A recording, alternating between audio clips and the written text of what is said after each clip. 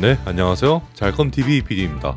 11월 6일 밤 10시 9800X3D의 성능 엠바고가 풀리고 그 다음날인 7일 밤 10시에 정식으로 발매가 되면서 거의 모든 IT 커뮤니티가 떠들썩했는데, 이게 하도 떠들썩해서 그런지 초기 물량은 물론 이후에 추가로 들어온 물량까지 싹 다 품절이 뜨면서 처음에 78만원이 넘은 게 100만원, 120만원이 넘어가고 어째서인지 7800X3D의 가격까지 덩달아 오르고 있는 그런 상황인데, 대체 얼마나 좋길래 이렇게 된 건지 오늘 저와 함께 알아보겠습니다. 그리고 바로 벤치마크 결과를 보러 가시기 전에 이번에 테스트에 사용한 메인보드 한번 보고 가시겠습니다. 메인보드는 MSI사의 MAG X870 토마호크 와이파이 모델로 테스트를 했습니다. 일단 눈에 가장 띄는 부분은 이 포인트 컬러인데요. 기존에는 그냥 검은색에 흰색으로 깔끔했는데 X870부터는 전체적으로 비싼 법인차 번호판 같은 형광 초록색이 포인트로 들어가서 디자인적으로 좀 더 화려해졌습니다. 이제 X870 보드부터는 유저들을 위한 사용 편의성 개선이 있었는데, 토마호크 같은 경우도 마찬가지로 그런 편의성 개선이 있었습니다. 우선 이 SSD 슬롯 이 끝쪽에 걸쇠만 눌러주면 이렇게 손쉽게 방열판을 뗄 수 있습니다. 기믹 자체가 단순하고 택티컬하게 만들어져서 상당히 안정감 느껴지네요. 그리고 아래쪽에도 SSD 슬롯 2개가 추가로 있는데, 여기 방열판은 나사로 풀어야 해가지고 약간 아쉬웠다고 생각하던 찰나에 그 아래에 Easy 실드 프로저 기믹이 하나 더 있습니다. 저 같은 경우는 SSD 2개를 보통 사용을 하는데, 저처럼 2개를 장착하는 분들도 작은 드라이버 없이 SSD 탈부착을 아주 쉽게 할 수 있겠습니다.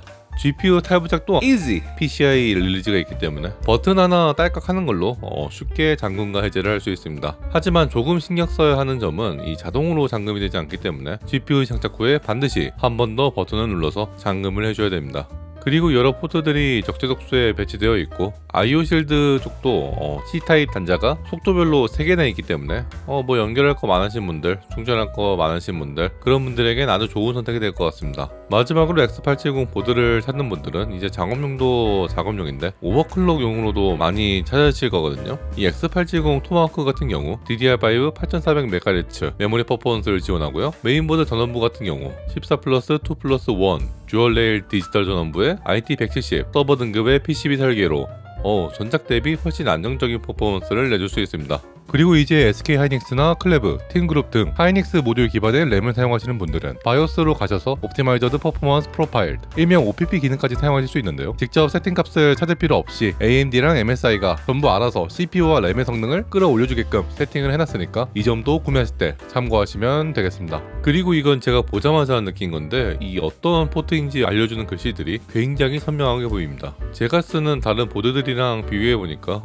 확실히 좀 더 크고 굵고 진하게 인쇄돼서 가독성이 훨씬 좋아졌습니다. 이 또한 사용자를 위한 배려라고 볼 수 있겠습니다. 그럼 이제 게임 테스트를 시작하겠습니다. 9800X3D 테스트도 겸하는 거라서 다양한 GPU로 테스트했습니다. 먼저 RTX 4090으로 테스트했습니다. 배그 프로 같은 경우 초반 밀집 지역에 낙하할 때도 FHD, QHD, UHD 전부 다 준수한 프레임을 보여줍니다. 교전 시에도 최대 프레임 200, FHD는 300프레임, QHD는 240프레임, UHD는 100프레임 이상을 각각 방어해줍니다. 배그 같은 경우 최적화를 의식해서 최업도 한번 보실 텐데요. 낙하할 때도 FHD, QHD 300프레임, UHD에서도 200프레임 이상을 보여줍니다. 배그 같은 경우 프로보다는 옵션을 최적화해서 플레이하시는 분들이 많이 계신데, UHD에서도 144Hz까지는 충분히 방어가 가능할 것으로 보입니다. 다음은 오버워치입니다. 프로에서도 정말 훌륭한 프레임에 하위 퍼센트까지 안정적으로 방어해줍니다. 보통은 텍스처만 최고급으로 하고 나머지는 최적화를 하고 게임을 하시니까 사실상 UHD 260Hz까지는 정복이 됐다고 볼 수 있겠네요. 다음은 스페이스 마린 2입니다. 프로비고요. 게임 특성상 이 타이란이라는 적이 엄청 물려오는데도 FHD에서도 140Hz 이상 뽑아주고 QHD, UHD에서도 괜찮은 프레임을 보여줍니다. 이게 갑자기 적이 몰려오는 경우가 많은 게임인데, 그럼에도 하위 퍼센트 프레임도 안정적으로 유지해줍니다. 다음은 레드리2입니다. 모든 그래픽 옵션을 다 극한으로 올린 거긴 한데 살짝 아쉽네요. 토타로 3 같은 대규모 전략 시뮬레이션 게임에서도 FHD, QHD, UHD 전부 충분한 성능을 뽑아주고 있습니다. 어쌔신 크리드 미라지에서는 FHD, QHD, 프로에서는 144Hz를 못 사용하셔도 게임 플레이에 이상이 없어 보입니다. 다음은 사이버펑크입니다. 레데리2에서 마찬가지로 UHD에서는 조금 아쉬운 성능을 보여주고 있습니다. 다음은 로스트아크입니다. 풀업 영광의 벽 기준 FHD, QHD, UHD 모두 144Hz 성능이 나오기 때문에 레이드 뛸 때 옵션 조금씩 최적화하시는 걸 생각한다면 어떤 환경에서도 여유롭게 플레이가 가능하다고 보시면 되겠습니다. 우선 4090으로 테스트한 걸 보여드렸는데 이렇게 테스트하면 그냥 RTX 4090 체력쇼 보여주는 느낌이 있잖아요. 그래서 좀 더 테스트를 준비했습니다. 혹시라도 RTX 5090을 존버하시는 분들을 위한 그런 느낌으로 그래픽카드 없이 내장 그래픽만으로 게임을 돌려봤습니다. 먼저 로스트아크입니다. FHD 최저업으로 카오스 던전 정도만 돌릴 수 있습니다. 다음은 롤입니다. 모든 옵션 매우 낮음이고요. FHD에서도 100프레임 정도 유지해주네요. 다음은 배그 테스트입니다. FHD 모든 옵션 매우 낮음에서 평균 40프레임 정도 성능이 나오고요. 마지막으로 업지2 모든 옵션 낮음에서 40프레임 언저리가 나옵니다. 혹시라도 5600G 정도의 퍼포먼스가 나오면 좋을 것 같은데 생각을 했었는데 역시 그래픽카드는 반드시 필요하네요. 이번에는 좀 저렴이 6650XT로 장착하고 QHD에서 테스트했습니다. 배그의 경우 QHD 프로에서도 사람 많은 부트캠프에서 130프레임 이상은 꾸준히 유지해주고 모든 옵션 낮음에선 270에서 300프레임 정도의 성능을 보여줍니다. 오버워치2 같은 경우 모든 옵션 낮음에 텍스처만 높음으로 해줬을 때 QHD에서 평균 300프레임 이상의 성능을 해주고요. 프로브로 했을 때는 95프레임 언저리의 성능을 보여줍니다. 만약에 존버용 GPU를 생각하시는 분들은 그래픽 옵션 타협하시고 RX 6650XT도 이거 라라랜드처럼 해서 QHD에 사용하시는 것도 당장에는 나쁘지 않을 것 같다는 생각이 드네요.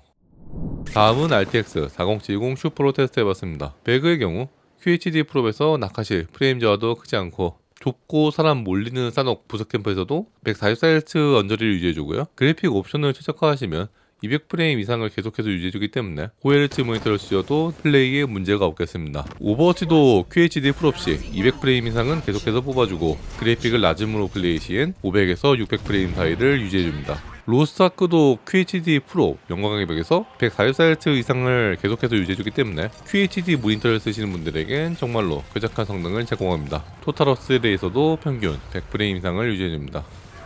오늘 이렇게 9800X3D 성능 테스트를 보여드렸습니다. 이게 78만원 하던 게 왜 그렇게 비싸졌는지 알 수 있을 정도로 GPU를 막론하고 좋은 성능에 엄청난 전성비를 보여줬습니다.